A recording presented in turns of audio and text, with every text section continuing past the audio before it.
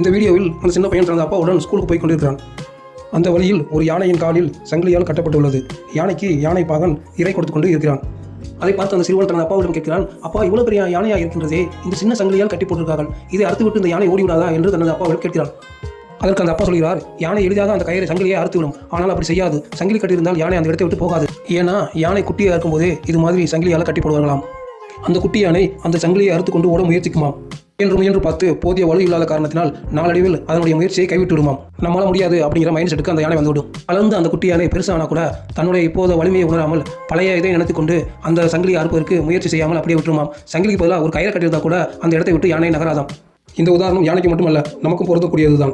அதில் சின்ன சின்ன தோல்விகள் கிடைத்திருக்கும். இனி அவ்வளவுதான் போச்சு அப்படின்னு நம்பிக்கையில் வந்து நாம் அந்த முயற்சியை கைவிட்டு இருப்போம். ஒரு வகையில் நாமும் அந்த யானை போலதான். எப்படி யானை தன்னுடைய பழைய வலிமையை நினைத்துக் கொண்டு நம்மால் முடியாது என்று நினைத்துக் கொண்டிருக்கிறதோ, அதே போலதான் நாமும் பல சந்தர்ப்பங்களில் நம்மால் முடியாது, நமக்கு இது வராது, நமக்கு இது சரிப்பட்டு வராது, நமக்கெல்லாம் இது பெரிய விஷயம் அப்படின்ற அவநம்பிக்கையில் முயற்சி செய்யாமல் விட்டு விடுகிறோம்.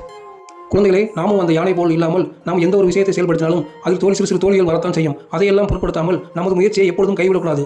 நாம் முயற்சி செய்து கொண்டே இருந்தால் நிச்சயம் அதற்கான பலன் கிடைத்தே தீரும். ஆகையால் யாரும் முயற்சியை கைவிடாதீர்கள். விடாமுயற்சி விஸ்வரூப வெற்றி. நன்றி. இந்த வீடியோ பிடித்திருந்தா ஒரு லைக் பண்ணுங்க, உங்க ஃப்ரெண்ட்ஸ்க்கு ஷேர் பண்ணுங்க. மேலும் இது போன்ற வீடியோக்களை பார்க்க நமது ஜேஎஸ்டி கிட்ஸ் சேனலை சப்ஸ்கிரைப் செய்து கொள்ளவும்.